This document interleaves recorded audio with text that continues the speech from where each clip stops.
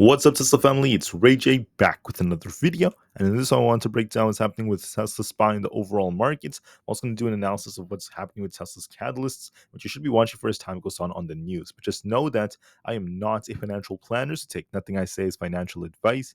And also, if you guys can, please check out my Webull link. If you deposit any amount of money, you're guaranteed 12 free stocks. If you deposit $500, you're guaranteed 20 free stocks in total. If you deposit $25,000 more, you're guaranteed 75.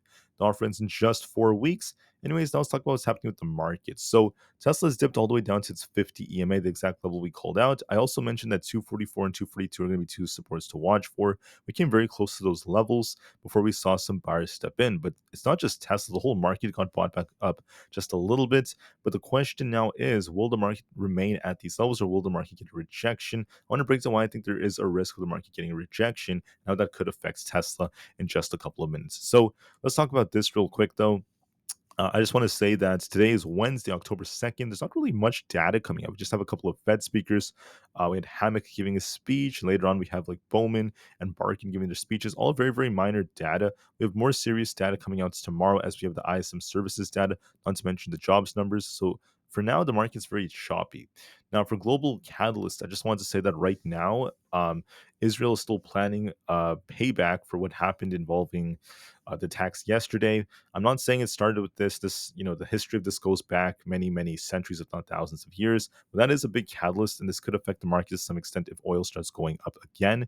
And on top of this, we have the dock worker news about the strikes that are continuing to go on. This is very important news as, once again, this is affecting supply chains. I'm still seeing a lot of headlines about that. I went into more details about that earlier, so I'm not going to go over all the details. Now, I just want to focus more on the charts. So what do I see happening here? So as far as Tesla goes, right, we had deliveries come out. Tesla was very close to expectations when it came to their deliveries report. Some sources say they barely met expectations. Others are saying that they actually missed. It doesn't matter, guys. I'm not really worried about it if they missed, if they made it. That part doesn't matter. What matters is where Tesla is now. We're actually down almost 3%. This dip was not out of the ordinary. I did mention to everyone that Tesla had a 244 target if we ended up missing or if we got a negative reaction after deliveries came out. So, but you have to remember the bigger picture, which is the fact that deliveries are still not bad for Tesla. That's still a decent report. So I want to focus less on the numbers now, talk about something else instead. So what's happening is on October 10th, we have the Robotaxi event. Okay. I think that the Robotaxi event, either leading up to it or after it, there will likely be upside coming to Tesla. So Tesla will see a nice bounce. However, I'm not sure if we're ready to bounce yet. I don't think we're ready for the big bounce yet on Tesla because there's still a risk of downside. And there's a risk because the whole market could still come down a little bit as we look at some very, very key levels. So that's why I want everyone to be very, very open minded. There's no guarantee we're ready to get a big bounce yet. And there could be more downside that comes to Tesla just temporarily, but this will change once we get closer to the Robotaxi event, in my personal opinion. All right. So, what levels are we going to be looking for? It's very simple. Just to make this simple, we have 252 as our resistance. If we get above the 252.5 zone, we're looking for 255. That's going to be our 20 EMA, the green line up here. Our support to watch for is at 248 now. This is our 50 EMA. If that fails us, we could get very close to about 244. That's where we had this previous resistance becoming support, and then we have the low of the day coming next below that. So what do I see for Tesla? I think that we're going to try to hold above our 50 EMA for the time being, but there is a risk we might come down to test it again. We'll see if it holds. If it does hold, that's going to be a decent sign for Tesla. If we lose it again, this could dip a little bit more. But I do think there is a risk of Tesla dipping if the whole market does come down. And I think there's a good chance of that potentially happening. Here's why. So when you look at SPY, I just want to say that we're really struggling to really break through this 20 EMA. Now, what could be happening, and this is what my view is starting to look like. We had a high here on SPY. We came down, made a lower high. We came down. We could be making a lower high again for another rejection, right? There's a very, very good chance of that happening. To be bullish on SPY, we need to hold above 570 and close above it at least once or twice. If we hold above 570.15, we could be looking for a pushback up towards 572. If we reject off that, we're looking for 567.69 as our support. If that fails us, we're looking for a dip all the way down to 565. So I think there's a good chance we get this rejection start dipping lower towards the 567.7 area and eventually 565. I think we might be coming back down to these lows if we get this big rejection here. So be very, very careful. We're very choppy right now, but it may take some time. But I still think there's a risk of that if we can't crack past the 570 area. So If we break 570.15, I think we could turn higher. If we don't break that, we're at risk of rejection. I think that's a little bit more probable.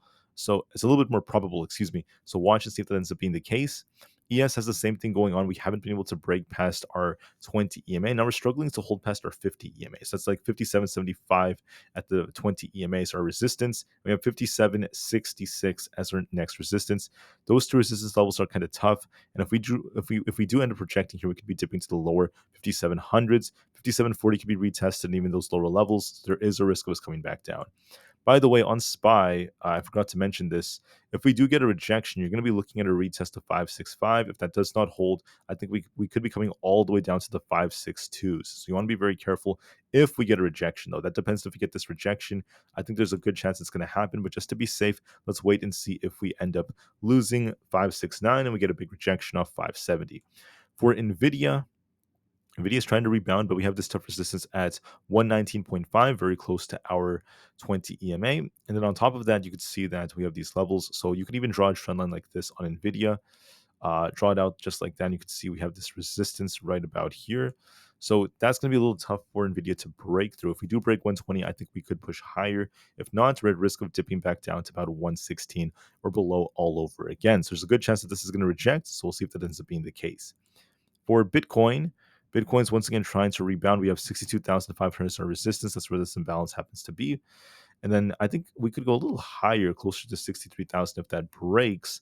But just know we have previous support becoming resistance close to 62,500.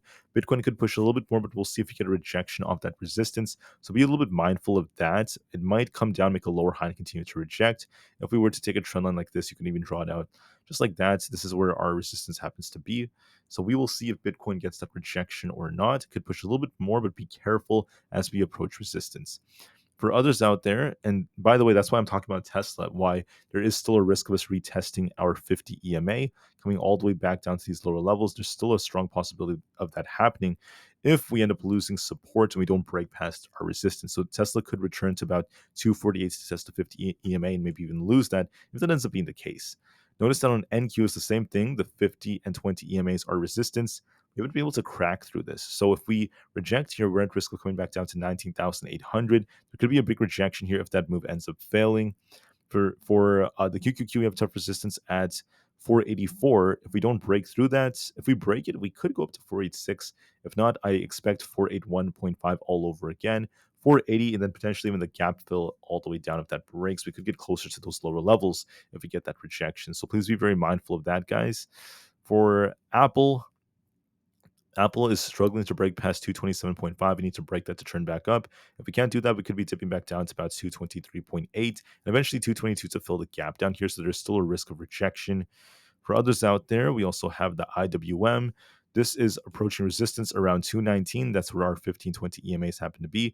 If it rejects here, we could be looking for a dip back down to about 216. If it breaks, we could push higher, but I think the odds are favoring that move back down. For AMD, we're kind of rejecting as well. We need to try to hold above 161.7. If we can't, we're going to be dipping. We're barely at 162, which is where the resistance happens to be. So we'll see if this gets a rejection. Coinbase is also rejecting. We have 168 as a tough resistance. If that breaks, we're looking for 172. If 168 does not hold, or 168.5, excuse me, if we don't hold above that, I think we could be turning back down towards 165. So I see a risk of that for a rejection. Amazon is barely at resistance right now, around 187. So just under 187. We need to break 187 to turn back up. It's possible we try to get a little bit higher, but then we could see a move back down if the move ends up failing.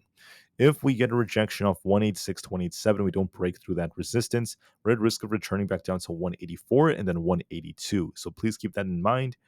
Meta is looking so. We're just range bound between 580 and 570, which is the 20 EMA. If 570 breaks, we're looking for this imbalance fill, so if more downside becomes a stronger possibility. Microsoft is on a downtrend right now. We could be tipping a little bit lower, all the way down to this imbalance, taking us down towards 414. Google's also rejecting. We're looking at 166 as our support. If that fails us, we're looking for 165 and then 164, which is kind of funny. This is where all the EMAs happen to align. We have this gap down here to fill, so it looks a little bit more bearish to me. With that being said, guys, let's be a little bit more careful. Tesla's barely at 250. SPY is still consolidating, but there is a risk of this thing rejecting later on. So please be very mindful of that. With that being said, I just want to say I appreciate you guys so much for listening. So please have a great day. As far as Tesla goes, I think that this thing could run approaching the robotaxi event and maybe after it.